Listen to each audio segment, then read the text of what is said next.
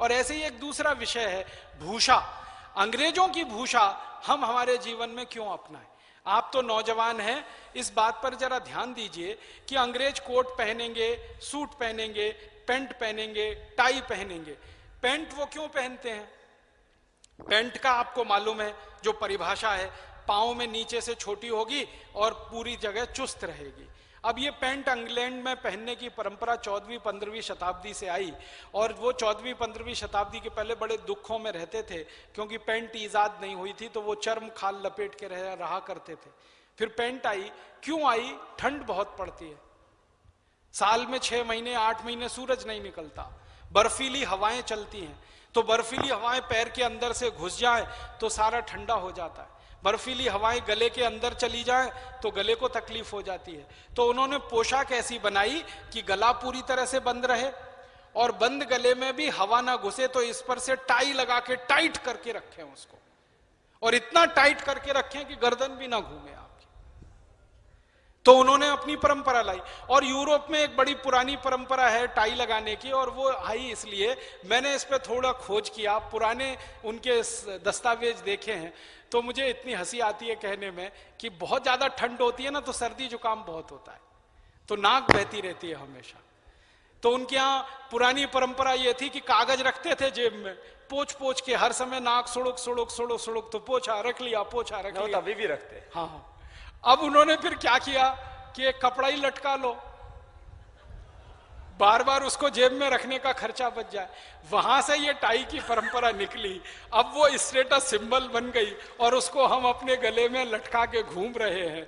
क्या मूर्खता कर रहे हैं। यहाँ गर्मी बहुत है, गर्मी वाले देश के कपड़े खुले होने चाहिए, गला खुला होना चाहिए, पांव खुला होना चाहिए, पांव खुला रहे, गला खुला रहे, इसलिए हमारे यहाँ इस तरह के वस्त्रों की परंपरा रही है। हम लुंगी पहनते हैं, धोती पहनते हैं, कभी भी हवा आपके अंदर जा सकती है और कभी भी जा सकती है कि नहीं।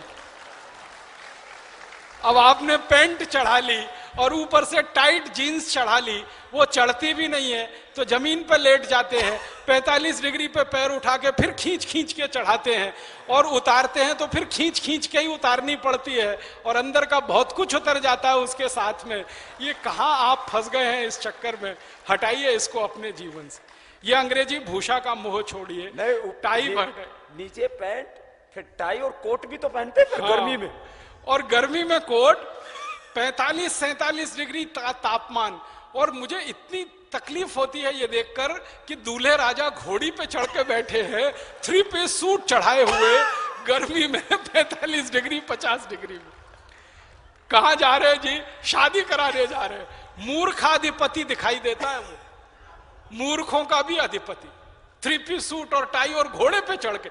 आपको मालूम है घोड़े पर चढ़कर बैठने की ये पोशाक नहीं है टाई सूट। घोड़े पर चढ़कर बैठने की पोशाक तो धोती है, जो पीछे लांग लगाकर बांधी जाती है ना, उससे आप घोड़े पे चढ़कर बैठ सकते हैं, क्योंकि दोनों पांव आपके स्वतंत्र रहते हैं।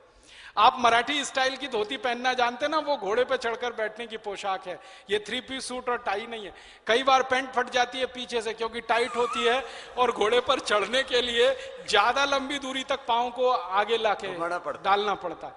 तो आप ये सूट, पैंट, टाई, कोट, और ये गरम कोट और काला कोट, ये सब हटाइए। टाई से आंखों की बीमारी भी होती है, जो ग्लूकोमा की प्रॉब्लम बढ़ रही है, इसमें बहुत बड़ा कारण जो है टाई है।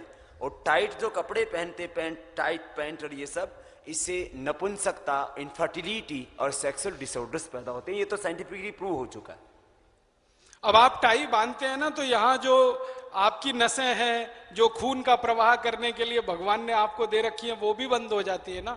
और बचपन से आपके बच्चों को टाई बांध बांध के स्कूलों में भेजते रहते, क्या आप उनके ऊपर अत्याचार कर रहे हैं? उनका गला खुला रहने दीजिए, उनके पांव भी खुले रहने दीजिए। तो बच्चों की पोशाक अपने घर में ये टाई, 3 पीस सूट और पैंट की हटाइए, और अपने जीवन में भी कभी इस पोशाक का इस्तेमाल मत करिए। और मैं तो अगर आपसे ये निवेदन करूंगा कि अगर आप वकालत के पेशे में हैं, वकील हैं, तो अपनी वकालत के काम करने वाले लोगों को प्रेरित करिए कि ये काला कोट जल्दी से जल्दी हटाएं। ये अंग्रेजों की परंपरा का है। आपको मालूम है इंग्लैंड में काला कोट पहन के वो न्यायाधीश बैठा करते थे, ऊपर से चोगा लगाते थे और चोगे के ऊपर वो टोपा लगाते थे। हाँ देखा है ना, वो सब नकली विग वाला, वही हमारे हिंदुस्तान में आ गया। अब अंग्रेज चले गए, उनको गए हुए 62 साल हो गए हैं, अब हम वो काला कोट क्यों पहने? और आपको एक जानकारी दूं, बड़ी बड़ी रोचक जानकारी है कि वो जो चोगा पहनते थे ना, लंबा लंबा ढीला ढीला, उसमें जेब पीछे रहती थी, पीछे जेब पीठ की तरफ। तो मैं ढूंढ रहा था, तब पता चला कि वो पीछे जेब इसलिए है कि किसी मुवक्किल का उन्होंने मुकदमा लड़ा और मुवक्किल ने फीस वीस तो दे ही दी, और ज्यादा खुश हुआ तो पीछे से डाल दे उनकी जेब में, इसके लिए वो पीछे जेब लगाई जाती थी इंग्लैंड में। और हम भी वही नकल करके वो पीछे जेब और लंबा चोगा और सिर पे टोपा और वो काला काला। अभी भी पीछे जेब लगती है। हाँ, जो जिनके गाउन होते हैं वो पीछे जेब के लंबे लंबे गाउन पहनते हैं। और हमारे यहां तो वैसे भी काला रंग तो गर्म देशों में बिल्कुल वर्जित होना चाहिए। आपको मालूम है काला रंग ऊष्मा का शोषक है, तो आप जितनी गर्मी में काला कोट पहनेंगे ऊष्मा अंदर ही अंदर, गर्मी अंदर की निकल नहीं पाएगी, अंदर की गर्मी अंदर ही रहेगी, बाहर से गर्मी और अंदर आएगी, पसीना पसीना हो जाएंगे और वहां बहस करेंगे कि पसीना पोंछेंगे आप अपने। और नीचे की अदालतों में तो बहस होती है तो पसीना पसीना तर हो जाता है, फिर कोर्ट पर वो पसीना गिरता है तो सफेद सफेद हो जाता है, और महीनों महीनों आप उसको धो नहीं सकते हैं, और उसमें इतनी बदबू आती है कि कोई पास खड़ा हो जाए तो वो परेशान हो जाए। ऐसे क्या आप जो है इस गुलामी को ढो रहे हैं? हटाइए। तो ये कहां से हटेगा? बार काउंसिल को आप निवेदन करिए। आप जानते हैं इस देश में एक बार काउंसिल है, उसको निवेदन करिए कि ये काले कोट को हटाने की बात बहुत पहले तय हो चुकी है। एक बार नहीं, 2 बार नहीं, 3 बार नहीं, 4 बार नहीं, बार बार तय हो चुकी है। बार काउंसिल तय कर चुकी है, बस अभी हटा रहे हैं, अभी हटा रहे हैं, अभी हटा रहे हैं, अभी हटा रहे हैं, और वो आती नहीं निर्णय में।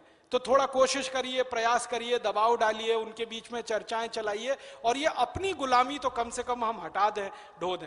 भूषा की गुलामी हटे, भाषा की हटे। जीन्स के बारे में भी आपको बता दूं, अगर आप जीन्स लगातार पहन रहे हैं तो गुरुजी ने तो शुरू से ही कह रखा है कि भारतीय विदेशी वस्त्र हमें नहीं पहनने हैं, इससे नपुंसकता आती है। यही जानकारी मैं आपको दूं, आज मॉडर्न साइंस ने भी, मॉडर्न एलोपैथिक डॉक्टर्स ने भी कहा है कि टाइट कपड़े पहनने से, जीन्स पहनने से नपुंसकता आती है।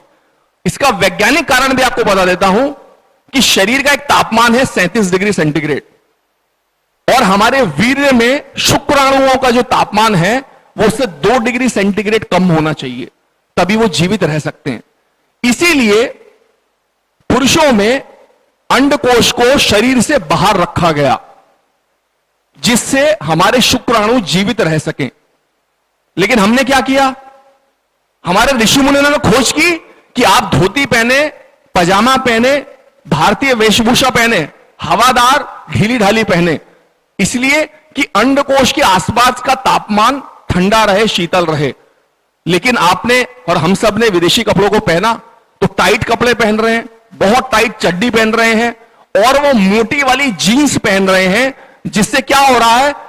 हमारा 37 डिग्री का तापमान भी कम से कम 7 से 8 डिग्री ऊंचा और हो जाता है।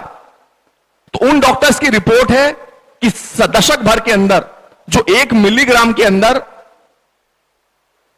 लगभग 60,000 शुक्राणु, 60 लाख शुक्राणु थे, वो केवल 10 साल के अंदर उसका सीमेंस, वो शुक्राणुओं के जो अनुपात है वो केवल 10 से 15 लाख प्रति मिलीग्राम रह गया है। 60 लाख का खत्म होते होते 10 से 15 मिलीग्राम रह गया है, 10 से 15 लाख प्रति मिलीग्राम रह गया है। तो आप कल्पना कीजिए, मात्र 10 सालों के अंदर हमने अपने शुक्राणुओं का कितना नाश किया है। तो यही बहुत बड़ी नपुंसकता का कारण बढ़ रहा है।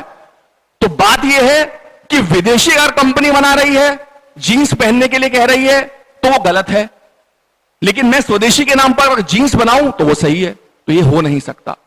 तो आप सभी से यही आग्रह है कि मूल समस्या को समझिए, स्वदेशी की अवधारणा को जानिए। राजीव भाई ने पूरा जीवन इसी बात पे लगाया। हम सबको तो लड़ाई ये लड़नी थी कि मैगी के विरुद्ध लड़ना था।